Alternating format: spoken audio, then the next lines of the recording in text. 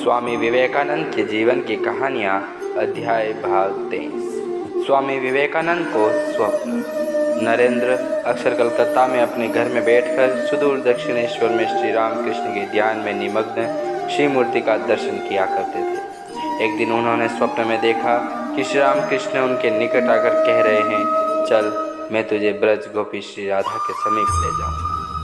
नरेंद्र ने अनुसरण किया। थोड़ी ही दूर जाकर श्री रामकृष्ण ने उनकी ओर लौटकर कहा, और कहाँ जाएगा? यह कहकर उन्होंने रूप लावण्यमयी श्री राधिका का रूप धारण कर लिया। इस दर्शन का फल यह हुआ कि यद्यपि नरेंद्र पहले कुछ ब्रह्म समाज के गीत ही प्राय गाया करते थे, लेकिन अब उन्होंने श्री राधा के कृष्ण प्रेम के अर्थात भगवान के प्रति जीवन की आकुलतापूर्ण अनुनय विनय विरहकारता आदि के गीत गाना भी आरंभ कर दिया। अपने गुरु शिष्यों से उनके द्वारा इस स्वप्न के विषय में कहने पर उन लोगों ने आश्चर्य से पूछा, क्या तुम विश्वास करते हो यह स्वप्न सच है?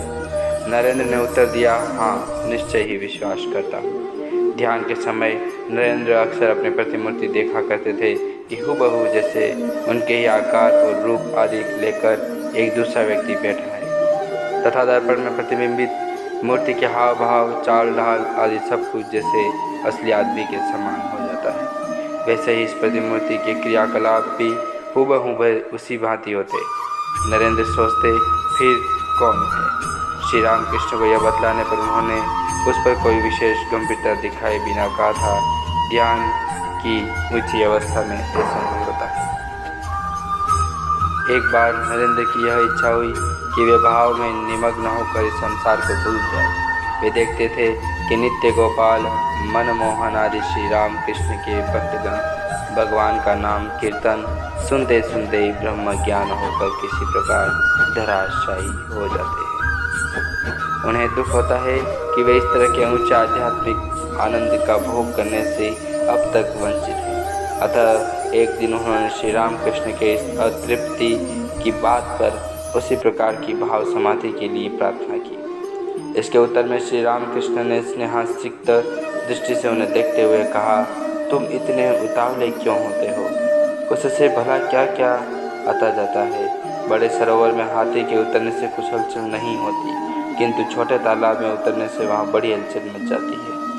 उन्होंने और स्पष्ट रूप से समझा दिया कि वे सब भक्तगण छोटे पोखर की भांति हैं जिनका छोटा आधार है। इन लोगों में भक्ति का किंचित आवेश होते ही हृदय सरोवर से तूफान उठने लगता है, किंतु नरेंद्र बहुत बड़े सरोवर की भांति है, इसी से इतनी सहजता से वह विह्वल नहीं होता।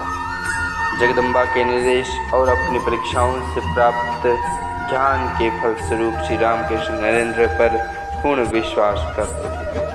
भगवत भक्ति की हानि से रक्षा के लिए अन्य भक्तों के आहार विहार शयन निद्रा जप ध्यान आदि सभी विषयों पर तीक्ष्ण दृष्टि रखने पर ही वे नरेंद्र को पूरी स्वाधीनता देते थे। वे भक्तों के सामने स्पष्ट रूप से कहा करते थे, नरेंद्र यदि उन नियमों का कभी उल्लंघन भी करें तो उससे भी कुछ भी दोष नहीं लगेगा। नरेंद्र नित्य सिद्ध है, नरेंद्र ध्यान सिद्ध है। नरेंद्र के भीतर सदा ज्ञानाग्नि प्रज्वलित रहकर सब प्रकार के भोजन दोष को भस्मीभूत कर देती है। इस कारण यत्र तत्र जो कुछ भी वह क्यों न खाए, उसका मन कभी कलुषित या विक्षिप्त नहीं होता। ज्ञान रूपी खड्ग से वह समस्त माया बंधनों को काट डालता है, इसलिए महामाया उसे किसी प्रकार वश में नहीं कर सकती। बोलिए सियावर रामचंद्र भगवान की जय।